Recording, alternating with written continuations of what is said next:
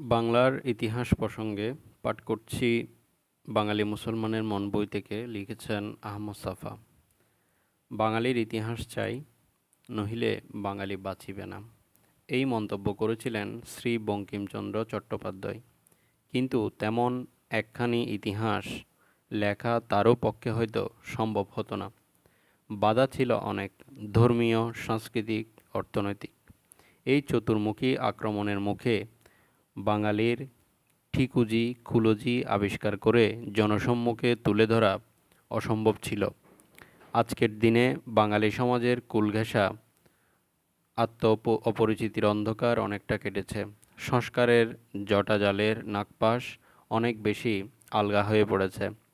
বাঙালি জনগণের মন এমন অনেক ঐতিহাসিক নৃতাত্ত্বিক সত্য নির্বিবাদে মেনে নিতে রাজি হয়েছে। আগের দিনে এসব কথা বিশেষ বিষয়ের বিশেষজ্ঞরাও বির্মিকে যেতেন। মন তৈরি হয়েছে, কিন্তু প্রয়োজনীয় ইতিহাসটি এখন স্বপ্নই থেকে গেছে। তথ্যের সমাবেশ করা সম্ভব, ঘটনা বর্ণনা করা যায়, রাজা রাজরার নামের তালিকা দেওয়া যায়। সীমিত পরিসরে অর্থনীতি, সমাজনীতি, শিল্প সাহিত্যের উপর ভাষা ভাষা আলোচনা, তাও করা যায় না এমন নয়। একটি গ্রন্থ এই সব কিছুকে কুল দিয়ে ফুলে উঠতে পারে, কিন্তু ইতিহাস হয়ে উঠবে না। বলা হয়ে থাকে মানুষই মানুষের ইতিহাস এবং মানুষই মানুষের ইতিহাসের নির্মাতা। ইতিহাসে এই মানুষের পরিচয় থাকা চাই। বাংলাদেশের মানুষ পৃথিবীর মানুষেরই একটা ভগ্নাংশ। সুতরাং বিশ্বমানবতার অগ্রগতি এবং আত্মিক সম্পদের উত্তরাধিকারী বাংলাদেশের মানুষও। বাঙালিকে শুধু বাংলাদেশের জারুল, গর্জন, শাল আদি বৃক্ষের মতো সৃষ্টিশীলতা বর্জিত জাতি হিসেবে বিচার করা ঐতিহাসিক সংকীর্ণ দৃষ্টির পরিচায়ক। আবার বিদেশি বিজাতির আরোপিত ধর্ম সংস্কৃতি বয়ে বেড়াবার ধোপার গাদা হিসেবে বাঙালিকে বিচার করাও ঐতিহাসিক সত্যের গুরুতর অপলাপ। বাঙালির ইতিহাস চর্চা কখনো সহজ এবং স্বাভাবিক খাতে প্রবাহিত হতে পারেনি। এখানে সেখানে এক আধটু প্রয়াস দৃষ্টিগোচর হয় মাত্র। ইতিহাসকারদের দোষ দিয়ে লাভ নেই, তারা আপন আপন যুগচেতনার প্রতিনিধিত্ব করেছেন মাত্র। না হয় দু একজন দু এক পা এগিয়েছিলেন। এখানে প্রমথ চৌধুরী মহাশয়ের একটি উক্তি স্থতব্য বাঙালি গড়ে ওঠেনি, ঢালাই হয়েছে। বাঙালি সমাজের কোনো অংশ ঢালাই হয়েছে সে বিষয়ে চৌধুরী মহাশয় অধিক কিছু না বললেও সাক্ষ্য প্রমাণের ভিত্তিতে ধরে নেওয়া যায়, বিভিন্ন সময়ে রাজশক্তির আনুকূল্য করেছে যে সকল শ্রেণী, তারাই ঢালাই হয়েছে। বাংলাদেশের আসল মানুষের গায়ে আঁচড়ও লাগেনি। এই ঢালাই হওয়া মানুষরাই বাংলার আদিম কৃষিভিত্তিক বাঙালি সমাজের সংস্কৃতিতে লাবণ্যের সঞ্চার করেছেন। বাঙালি মনের পরিধি বিস্তৃত করেছেন। বাংলার ইতিহাসও লিখেছেন তারাই। তার ফলে দেখা যাবে ইতিহাসের ঢালাই হওয়া মানুষদের রুচি এবং দৃষ্টিভঙ্গি প্রাধান্য পেয়েছে। মানুষের সমাজে চলিষ্ণুতা যদি স্বীকার করে নেওয়া হয়, তাহলে বলতে হয় ইতিহাস শুধু অতীত ঘটনা কিংবা লাল তারিখ, থাম্বলিপি বা শিলালিপির সমাহার নয়। যে মানুষ বর্তমানে বেঁচে আছে, ভবিষ্যতে বেঁচে থাকবে, অতীত তাদের কেমন ছিল তার আসল প্রেক্ষিত তুলে ধরাই ইতিহাস। ভবিষ্যতের একটা বাস্তব পরিকল্পনা না থাকলে প্রকৃত অতীত রহস্যের উদ্ঘাটনও সম্ভব নয়, কেননা প্রকৃত অতীতের উপরই সত্যিকারের ভবিষ্যতের ভিত্তি। আগের যুগের ইতিহাস লিখেয়ারা সাধারণ মানুষের শ্রম, চেষ্টা, কল্পনা এবং ধ্যানকে কখনো ইতিহাসের চালিকা শক্তি হিসেবে ধরে নেননি। তার ফলে ইতিহাস থেকে ইতিহাসের আসল উপাদান মানুষই বাদ পড়ে গেছে। তাদের এজন্য খুব বেশি পাল্টাবার জন্য নিজেদের বিক্রম এবং সঙ্গশক্তির আস্থায় স্থাবান হয়ে এগিয়ে আসেনি কখনো। ঐতিহাসিকও তো সমাজের একজন। সমাজ যদি না এগোয়, ঐতিহাসিক তো আর হাওয়ায় ইতিহাসের উপকরণ খুঁজতে পারেন না। সাধারণ মানুষ যদি পৃথিবীতে নিজেদের অধিকার প্রতিষ্ঠা করতে মরিয়া হয়ে না ওঠে, তাদের অতীতকে গৌরবময়ী করে ঐতিহাসিক দেখাতে পারেন না। তাই বাঙালির স্বপ্ন এখন পর্যন্ত স্বপ্নই থেকে গেছে। বাংলাদেশের মানুষের বর্তমান সংগ্রাম সেই ইতিহাস লেখার সম্ভাবনাটিকে মূর্ত করে তুলেছে। কেননা এই মরণপণ লড়াইয়ের মধ্য দিয়ে বাংলাদেশের মানুষ নতুন সত্যের জন্য লড়তে হচ্ছে। লড়তে লড়তে মরতে মরতে তাদের পথ পরিষ্কার করতে হচ্ছে। চরিত্রের যা কিছু মহৎ, শ্রেষ্ঠ এবং সত্য, তার উপর দাঁড়িয়েই তারা ফ্যাসিবাদী পাকিস্তানি শক্তির বিরুদ্ধে লড়ছে।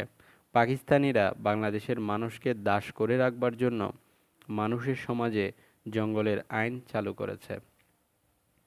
গত 25শে মার্চ তারিখের পর থেকে সেই নৃশংস বনের আইন প্রয়োগ করে বাংলাদেশের 7.5 কোটি মানুষকে খাঁচায় আটক রাখবার জন্য মরিয়া হয়ে চেষ্টা করেছে তারা।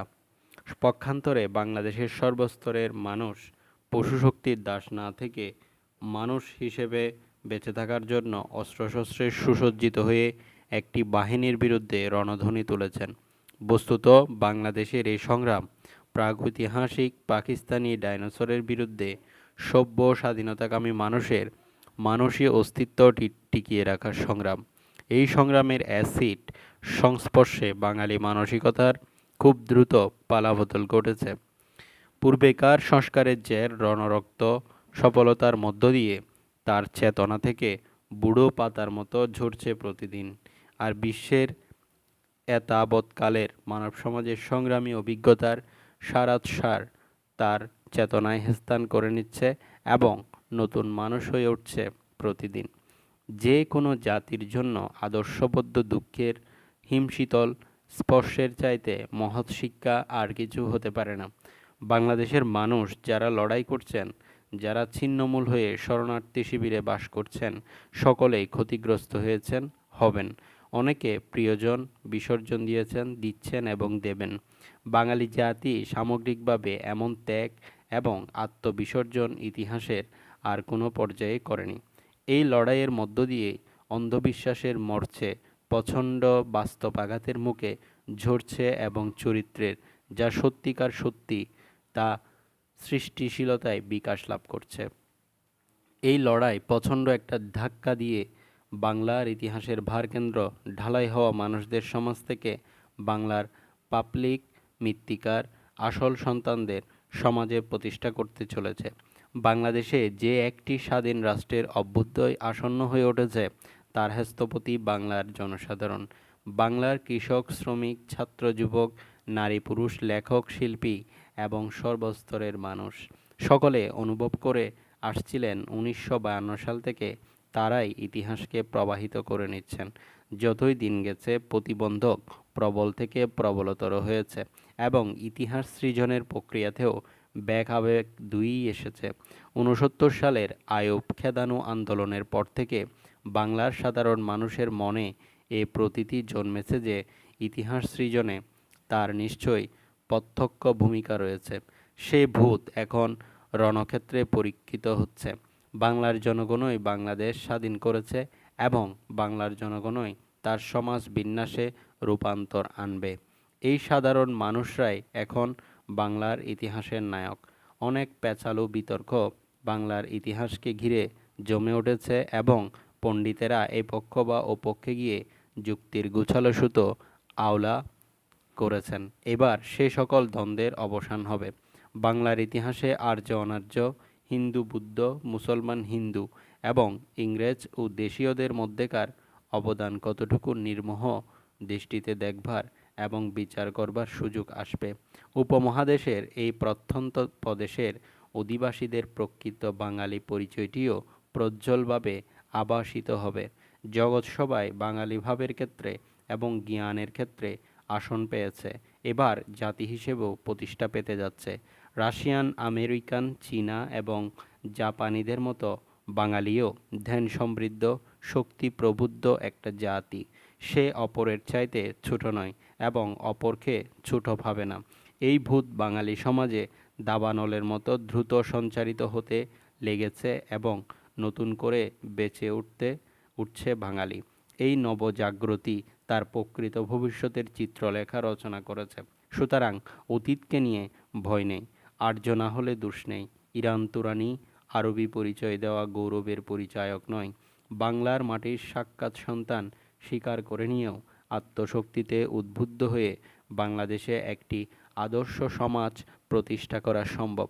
ধর্মগত, সম্প্রদায়গত, দেশগত সংকীর্ণতার ব্যাড অফ চশমা এঁটে অতীতের পানে থাকাবার প্রয়োজন বাংলাদেশে অবসিত। বাংলার ইতিহাসে যাই করুক, কল্যাণ দৃষ্টির সংস্পর্শে মানবীয় অংশটুকু আপনার নিজের বলে দাবি করতে পারবে বাঙালি। এই সেই দেশ যেখানে মানুষের মুখের এলোমেলো ধ্বনিপুঞ্জ চর্যাপদের কবির সৃষ্টিশীল মাধুর্যে কবিতা হয়ে উঠেছে। ধ্যানের ধ্বনি মন্দিরে বিহারে রণিত হয়েছে। মনের অতলান্ত শান্ত আবেগ মসজিদের গম্বুজে রূপ পেয়েছে। বীর্যের ব্যঞ্জনা অসংখ্য হরমামালার নির্মাণশৈলীতে ফুলের মতো বিকাশ লাভ করেছে। মৈত্রী ভাবনা রাধাকৃষ্ণের যুগল মূর্তির ঢলঢল লাবণীতে প্রকাশমান হয়েছে। তৃষিত জনের তৃষ্ণা দূর করবার জন্য সজল দিঘি আকাশ লাবণীতে পনে পনে গাহন কালো চোখ মেলেছে। প্রাচীন কবির প্রেম চিন্তা ঝিনুকের বুকে মুক্তার দানার মতো শব্দে ধ্বনিত স্পন্দিত হয়েছে। ধুলছে কালের কণ্ঠে ইন্দ্রমণির হার হয়ে। সুফি দরবেশের সাম্যচিন্তা গ্রামে গ্রামে লোকালয়ে লোকালয়ে বিভেদের প্রাচীরে আঘাত হেনেছে। ইউরোপীয় বিজ্ঞানচিন্তা মানুষের অন্তরে বিস্ফোরণ ঘটিয়েছে। আধুনিক যুগের সাহিত্য তার সংস্পর্শে একুল ওকুল দুকুল প্লাবী প্রমত্তা পদ্মার আকার পেয়েছে। সব কিছু বাঙালির ঐতিহ্য, সব কিছুকেই বাঙালি অন্তর দিয়ে আলিঙ্গন করবে। পৃথিবীর ভাবপ্রবাহ, কর্মপ্রবাহ এবং বিজ্ঞান চেতনা বাংলাদেশের তীর্থতল সিক্ত করে তুলেছে। হাতকে নিখুঁত করছে এবং বুদ্ধিকে শুদ্ধ ও বস্তুঘেঁষা করছে। বাঙালি সমাজেও বিশ্বের মানব সমাজের এক অংশ এই পরিচয় এবং বাঙালি যে একটি সক্রিয়তা রয়েছে সেই পরিচিতিও তার পেছনের কাহিনী তুলে ধরার সময় এসেছে এবং তা আধুনিক দৃষ্টিশক্তির নিরিখে একদিন আমাদেরই হবে। শুভেচ্ছা জানিয়ে আজকের মতো এখানেই শেষ করছি।